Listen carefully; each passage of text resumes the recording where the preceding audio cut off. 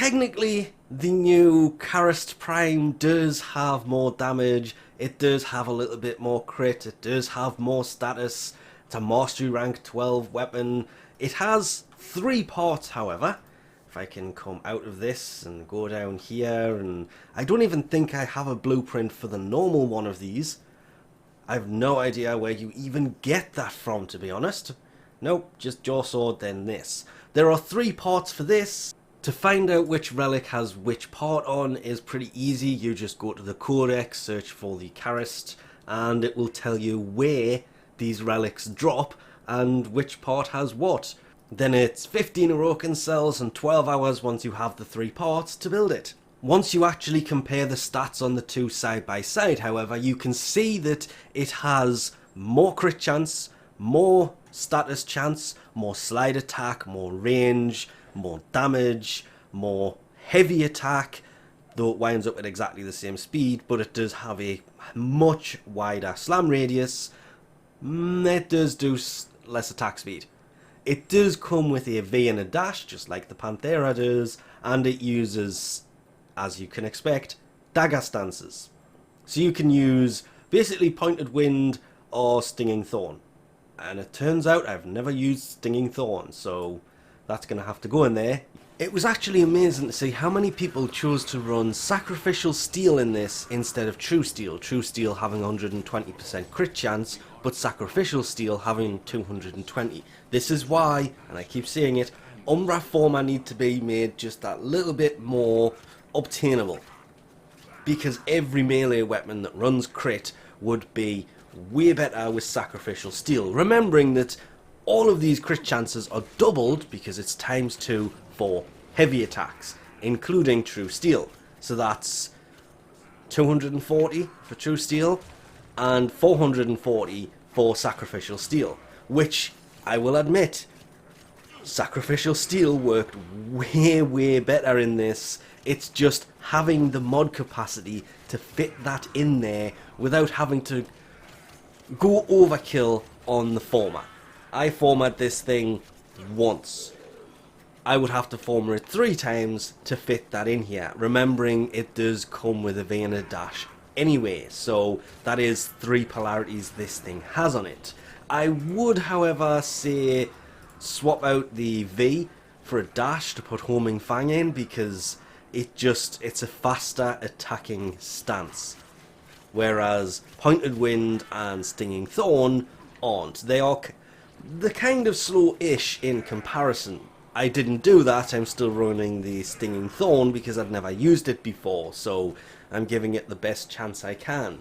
The Karyst Prime was not the letdown everybody said it was going to be.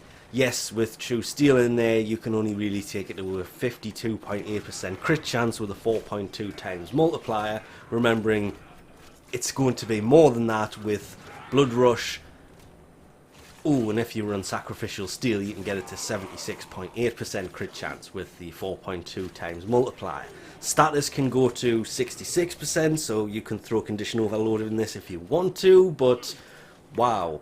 I was actually kind of struggling to use this at first, just simply down to the fact of I kind of forgot to put an elemental combo on this, but once I did, this thing was actually not taking them down as quickly as I was hoping, but it was still doing way better than any of the other daggers that you may try and take on the steel path, the hard mode side of Warframe.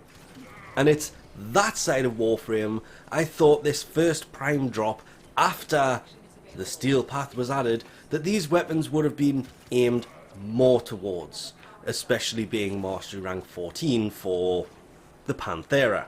Mastery Rank 14, and it just kind of, it was still good, the radial attack saved it, but to me it was just very weird that the Mastery Rank 12 Karyst Prime was better. It was the better of the 2 prime drops this time around. Condition Overload, of course, if you throw that in here, it's going to make it better because it's 120% melee damage for the status type affected. I have Radiation, and the base Toxin is still on there because Radiation didn't combine with the Toxin. This thing has as standard, which helps a lot as well. But if I had that Umbra Forma, it would have made this so much better because, again, Sacrificial Steel would have been great to run in this. Sadly, if you can fit Sacrificial Pressure in here, which is the pressure point mod, it won't add the 165% melee damage from Prime Pressure Point that Barrow can bring, but it will actually increase your crit chance to, and for this we'll actually have a look at that, yeah, 275% crit chance, which will be doubled to, wow, 550? Quick math, didn't verify that one there, had to question myself for a second. 550% crit chance with Blood Rush on top. This thing, if we could get a hold of Umbra Forma easier, would be a crit machine, and it would make it even better. But as it stands, this thing, I mentioned it when it came out, I probably mentioned it at the beginning of this video, but probably not. The Karyst Prime was my favourite dagger in this game. The Prime version is exactly the same. I would love one day to see a dual wielding version of this that has the same stats but a much higher attack speed, because having to fit Prime Fury or Berserker in this, obviously if you're running this kind of crit chance you throw Berserker in, it takes up less mod points, but it only kicks in when you hit for a crit, which, well, with a 90% crit chance before you even hit an enemy, high chance that's going to happen. But this thing, it just kind of ate through heavily armoured enemies. As long as, and again, can't stress this one enough, on the steel path, you need to match the elemental combo for the enemy you are going up against. I had radiation on. Pretty sure corrosive probably would have taken the armour off much better, but that would have messed with the fact it also had toxin on it, plus the radiation made them ignore me and start fighting each other. It was the stance that kind of let this down. I really should have, and probably will in the future, swap that V polarity on the stance to a dash and throw Homing Fang in. And then one day, if Umbra Forma become a lot more available or obtainable, I'll probably throw one in and run Sacrificial Steel without Sacrificial Pressure in there. Yes, I know it's only going to be 76.8% crit chance, more for heavy attacks, so throwing heavy attacks in will obviously increase that again, and Blood Rush will increase that yet again. Without that, it still works perfectly fine. I'm not running Sacrificial Steel, I would like to, but it just wouldn't fit without throwing 3 or 4 Forma at this. With one Forma, this thing was doing perfectly fine. But it could do a lot better. Way better, actually. I've seen people go on about it, and it does do a lot better, but this, on hard mode, worked way better than the Panthera Prime, and that thing was kind of a letdown. It's great for everything up until about level 80. This seems to just rest in the 100 to 130 zone. If you can fit Sacrificial Steel in there, it will go probably 130, 140 enemies fairly easily, which is exactly what you want with the Steel Path being out and with it coming to console.